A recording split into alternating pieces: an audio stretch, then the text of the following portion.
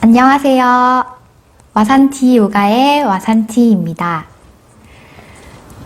대부분의 요가 강사분들이라면 아마 내일 수업 뭐 하지? 요가 시퀀스 어떻게 짜지? 이런 고민들을 다 하고 계실 거라고 생각이 들어요.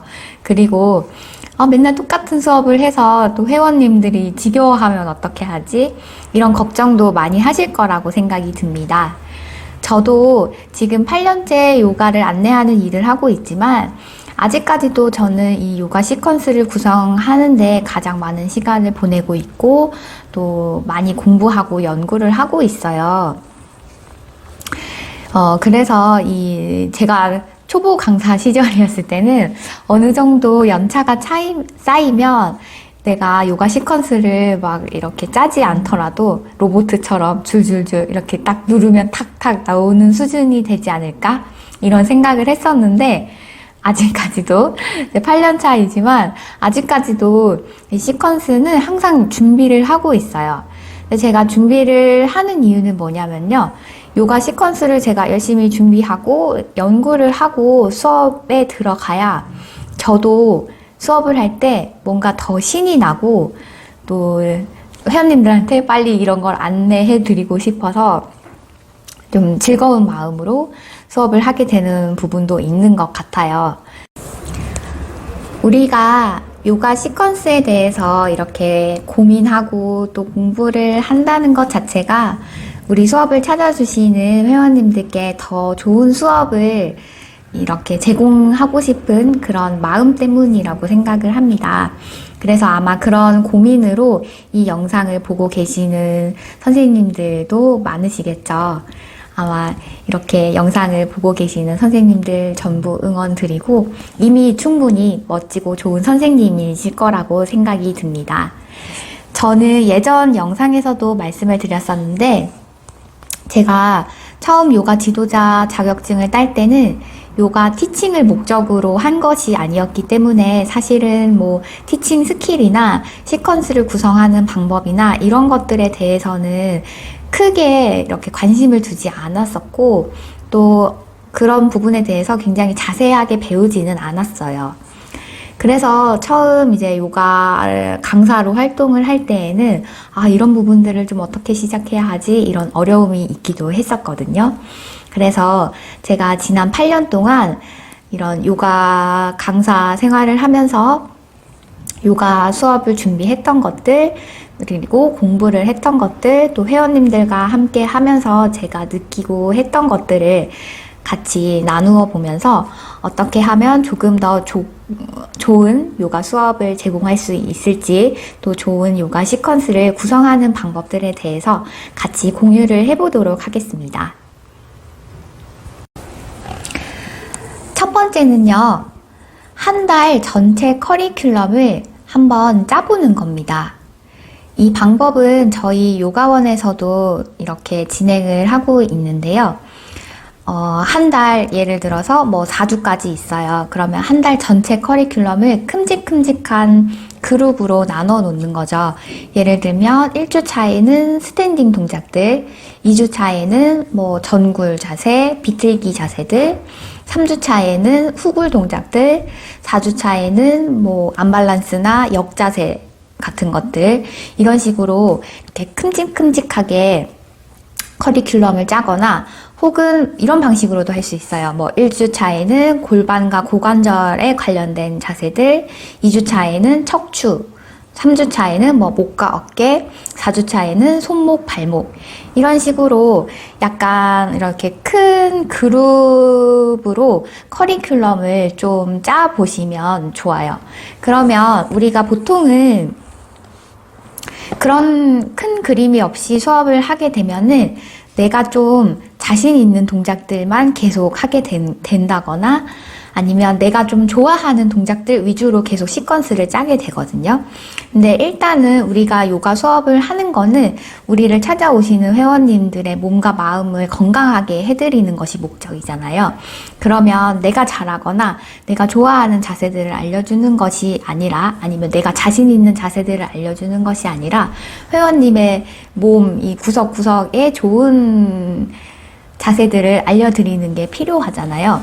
그래서 이렇게 약간 큰 그룹으로 큰 그림을 가지고서 한 달 커리큘럼을 짜보면 어떤 한 곳에 치우치는 시퀀스가 아니라 전체적으로 이제 다 풀어낼 수 있는 시퀀스를 할 수 있기 때문에 회원님들께도 도움이 되고 또 내 스스로도 이제 내가 뭐 잘 못해서 피했던 동작이 있다면 어쨌든 수업을 해야 하니까 그 동작에 대해서 연구를 하게 되고 또 연습도 하게 되기 때문에 우리들에게도 도움이 되는 방법이라고 생각을 합니다.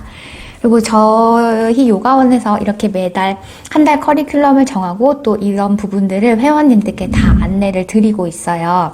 공지를 드리면 회원님들도 아, 이번 달에 이렇게 수업이 진행되겠구나 라는 거를 알고 계시고 또 내가 이번에 와서 어떤 걸 배우고 갔구나 라는 거를 인지할 수도 있어서 서로에게 되게 좋은 방법이라고 생각을 합니다.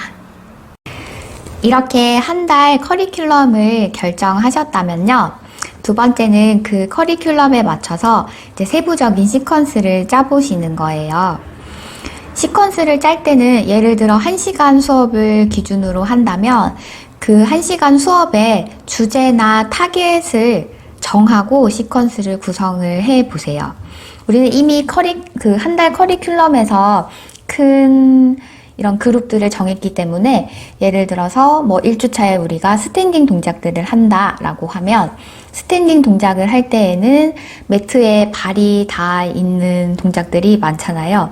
그러면은 발의 힘을 어떻게 쓰는지 또 다리의 힘을 어떻게 쓰는지 그렇게 해서 스탠딩 자세들을 할 때 어떻게 하면 조금 더 단단하고 안정되게 자세들을 만들 수 있는지 이런 주제들을 가지고서 그런 방법들을 알려드리고 또 그 방법들을 계속 여러 가지 스탠딩 동작들을 연습을 하면서 쭉 이어서 해보는 거죠.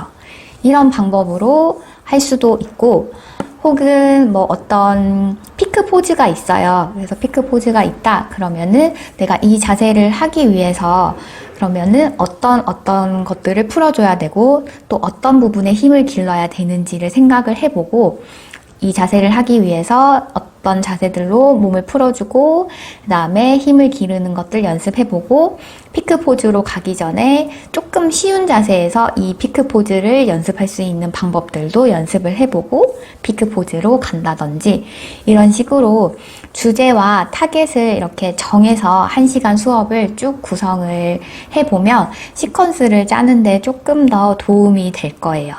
그리고 주제가 있으면 우리가 수업을 할 때 저는 항상 회원님들께 오늘 수업의 주제는 어떤 것이고 이런 식으로 진행이 될 거고 또 이렇게 할 거기 때문에 오늘은 뭐 이런 것들을 기억을 하시고 이렇게 하는 연습을 해보도록 할게요 라고 항상 수업 초반에 먼저 말씀을 드리거든요.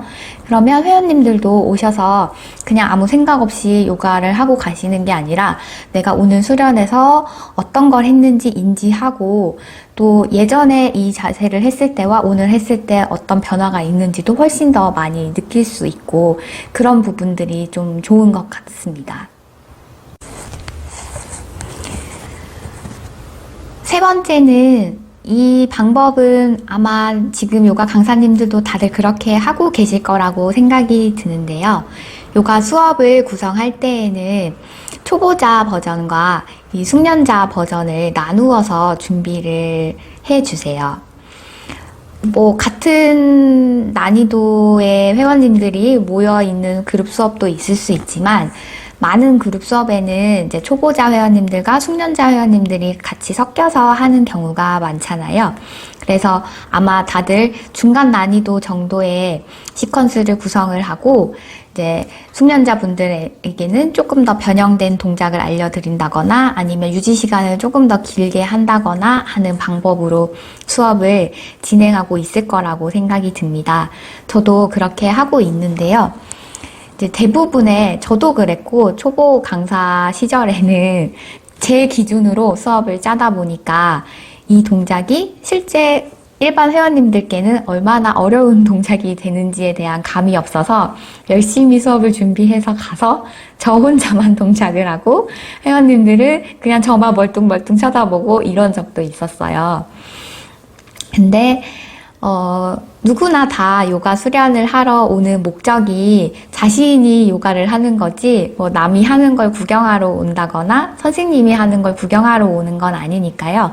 이 초보자분들도 소외되지 않도록 수업에서 조금 더 배려를 해서 초보자 회원님들이 만약에 이 자세를 못한다 그러면은 이 자세와 똑같은 자극을 줄 수 있는 더 쉬운 버전, 이런 부분들을 계속 고민하고 좀 연구를 해서 다 같이 요가 수련을 즐겁게 할 수 있는 방법들도 항상 생각을 하시는 게 좋아요. 네 번째 방법은요, 평상시에 틈틈이 이런 식으로 연습을 좀 해보시면 좋은데요. 요가 자세들을 여러 가지 그룹으로 분류를 해보시는 거예요. 예를 들면은 스탠딩 자세에 해당되는 동작들은 뭐가 있지? 다 적어보고, 비틀기 자세에 해당되는 동작들은 뭐가 있지? 이렇게 다 적어보고, 비틀기 자세는 서서 하는 비틀기 자세도 있고 앉아서 하는 비틀기 자세도 있죠. 그러면 그런 식으로 또 나눠서 해보고, 전굴 자세, 정굴 자세에서도 서서 하는 정굴 자세, 앉아서 하는 정굴 자세 있을 것이고, 후굴 자세, 안밸런스, 역자세, 이런 식으로 분류를 할 수도 있고요. 아니면 기능별로 목과 이렇게 거북목이 있을 때, 혹은 라운드 숄더에 좋은 요가 자세, 허리에 통증이 있을 때 좋은 요가 자세, 이런 식으로 분류를 할 수도 있고요. 혹은 같은 모양의 자세들인데 약간 각도가 다른 자세들도 있어요. 예를 들면 우스트라 아사나, 다누라 아사나, 그다음에 반아치 자세, 이 세 가지 자세를 보면 세 가지 자세의 모양은 같지만 바닥에 닿는 면이 다 다르잖아요. 그래서 이런 식으로도 구분을 할 수 있고, 그래서 이런 작업들을 해보면 좋은 게, 이렇게 내가 데이터를 잘 정리를 해놓으면 요가 시퀀스를 구성할 때 훨씬 더 풍부하고 또 굉장히 다양한 주제로 수업을 이끌어 나갈 수가 있어요. 그렇게 하다 보면 내 수업을 회원님들이 지겹게 생각하지 않을까? 나 맨날 똑같은 수업을 반복하고 있는 것이 아닐까? 이런 게 아니라, 우리가 어떤 주제를 가지고 전하고자 하는 목적이 이렇게 분명하다면 그걸 받아들이는 분들도 그렇게 받아들이게 되어 있거든요. 그래서 이런 식으로 연습을 좀 해보시고 조금 더 자신감을 가지고 수업에 임해보셔도 굉장히 좋을 것 같습니다. 오늘은 제가 시퀀스를 구성하는 방법에 대해서 같이 공유를 해보았습니다. 일단은 시퀀스를 이렇게 구성을 하셨다면 스스로 자신의 몸으로 많이 시험을 해보셨으면 좋겠어요. 우리가 요가를 하다 보면 이 동작이 여기에 좋대, 아니면 어떤 선생님께서 이 동작은 여기에 좋습니다 라고 말을 했어요.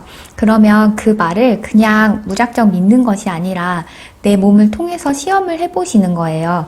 이 동작이 여기 좋다고 했는데 계속 해보니까 정말 그렇네? 혹은 아니네? 이런 것들을 뭔가 맹목적으로 믿는 것이 아니라 계속 자신의 몸을 통해서 시험을 해보시면 좋을 것 같아요.